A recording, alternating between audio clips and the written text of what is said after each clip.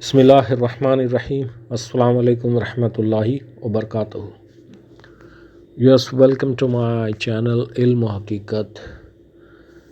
آج میں جو خاص کتاب لے کے آیا ہوں اس کا نام ہے the road to Mecca and the book was written by Allama Muhammad Asad.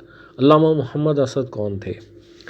ان کا بہت جتنے بھی انٹلیکچوئلس ہیں ان کے لیے he is an inspiring person. یہ بہت ہی جوشیلے انسان تھے. And he was an Austro Hungarian born Jew. یہ جیو تھے، یہودی تھے. And he converted to Islam. He worked as a journalist, a traveller, a writer, a linguist, political theorist, a diplomat also. So ان کا جو ٹرانسلیشن تھا، his translation of the Quran in English, یہ جو ہے نا یہ بہت مشہور ہے ان کا. The message of the Quran is one of the most notable of his works, یہ تھا ان کا. تو علامہ محمد اسد جو تھے یہ کس سے انسپائر تھے پتہ ہے؟ علامہ اقبال سے، اور اس کے علاوہ دیگر کچھ شخصیات تھے. ان کا نام جیسا راشد ریدہ تھا، ابن حزم تھا. ان کا یہ بک امپورٹنٹ کیوں ہے؟ ایسا کیا دیکھا انہوں نے کہ اسلام قبول کیے؟ کیونکہ جب اس لیے بولتے ہیں نا سیاح ایک ٹریولر ہوتا ہے نا، تو بہت سارا چیز راستے میں لوگوں سے سیکھتا ہے. جب ہم لوگوں نے بھی ٹریول کچھ کیا ہے تو راستے میں ایسے ایسے لوگ ملاقات ہوتے ہیں، عجیب عجیب ایکسپیرینس بھی ہوتا رہتا ہے. تو اس لیے وقت نکال کے انسان کو جو ہے نا ٹریول کرنا چاہیے، لوگوں سے بھی ملنا چاہیے. تو یہ چیزیں بڑے یہودیوں کے اندر ایک چاہے بہت ساری برائیاں لیکن خصوصیات ہے، وہ چیزوں کو باریکی سے آبزرو کرتے ہیں. And these people are they are very intelligent. اب ٹھیک ہے اسلام دشمنی میں وہ آگے تو ہیں، لیکن جو اچھائی ہے ان کے اندر وہ چیزیں بتانی پڑے گی. ٹھیک ہے، یہ فیکٹ ہے. دا روڈ ٹو مکہ کا میں بس بک بہت انٹرسٹنگ ہے، آپ پڑھیں گے. دا روڈ ٹو مکہ کا سمیری بس یہی ہے. The road to Mecca was written by Allama Muhammad Asad and it is a very entertaining book about the author's experienced and observation in Islamic culture throughout his journeys to Middle East countries as a reporter for Frankfurter Zeitung. ایک news paper تھا، اس میں وہ تھے. and the book explained a remarkable experience of the author's journeys in the Arabian Peninsula, including that Palestine, Syria, Iraq, Iran, Libya, Egypt, and also Afghanistan. Moreover, the author also went to the European countries and he started to realize the beauty of Islam. ان کا یہ 1900 میں پیدا ہوئے تھے، ان کی 2 شادیاں ہوئی ہیں اور یہ پاکستان وہاں آئے تھے. خاص کر کے علامہ اقبال سے انسپائر تھے، اس کے بعد ڈپلومیٹ رہے پاکستان کی طرف سے. لیکن وہی بات ہے کہ تھوڑا سا بدذہن ہوتا ہے جب اسلام اتنے دن سے بھی پاکستان میں، وہاں ہندوستان مسلمان رہے، بس مذہبی اعتبار سے ہیں. اسلام کے نام پہ آزاد ہوا تھا پاکستان، اسلامک رول نہیں چل رہا ہے، تو کئی چیز ان کو جو ہے وہ پریشان بہت سارا چیز کرتا تھا. لیکن the authors the first experience learning about Islam begin in 1922. 22 سال کے جب یہ تھے تو یہ 26 سال کی عمر میں انہوں نے اسلام قبول کیا. اچھا یہ انٹرسٹ ان کا کہاں بڑا پتہ ہے؟ when he received a letter from his uncle to ask him to stay with him in Jerusalem.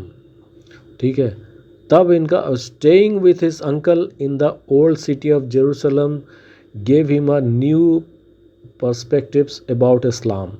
Several times a day he heard beautiful calls for prayer by muazzin, and when it is not raining the author saw many people gather and prayer together in the open area.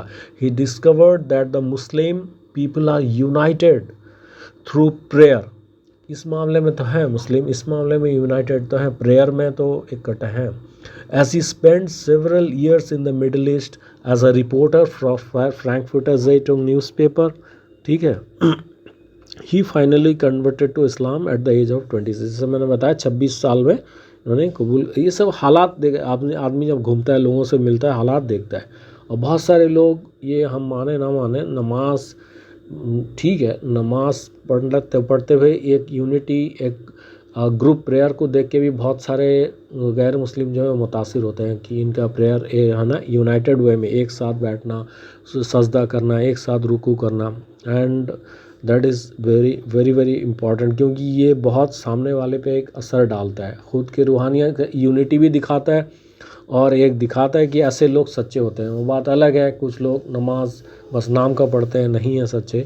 Obviously ہم لوگوں کا بھی حال یہی ہے کمزوری ہے لیکن اس کمزوری پہ محنت کرنے کی ضرورت ہے. لیکن علامہ اقبال کا آبزرویشن علامہ اسد جو تھے محمد اسد ان کا آبزرویشن بہت تگڑا تھا. جیسا کہ میں نے کہا یہودی چیزوں کو باریکی سے دیکھتے ہیں.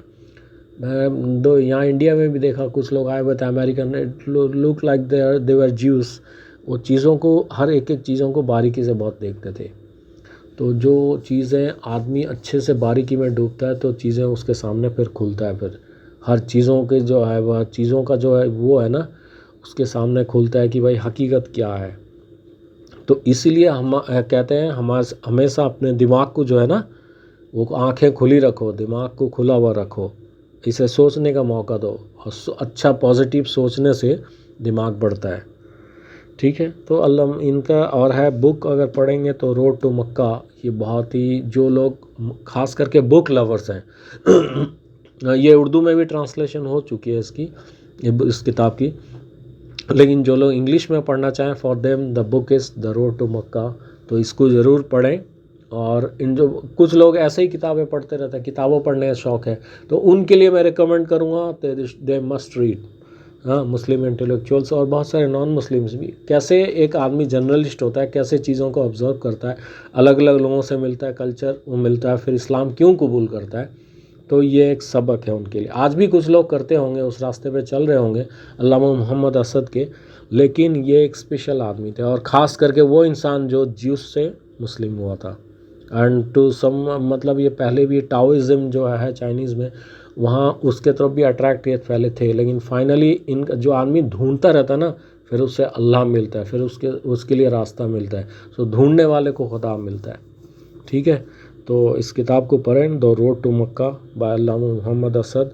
اور ویڈیو کو دیکھیں اس کو دیکھیں انشاءاللہ. پھر میں ٹائم لگ جاتا ہے اور آج گلا بھی ٹھیک نہیں ہے تھوڑا. انشاءاللہ پھر میں دوسری کتاب کے بارے میں بات کروں گا اور دوسرا الگ ویڈیو بناؤں گا جلد ہی. تو ملتے ہیں پلیز چینل کو سبسکرائب کریں. جزاک اللہ خیر.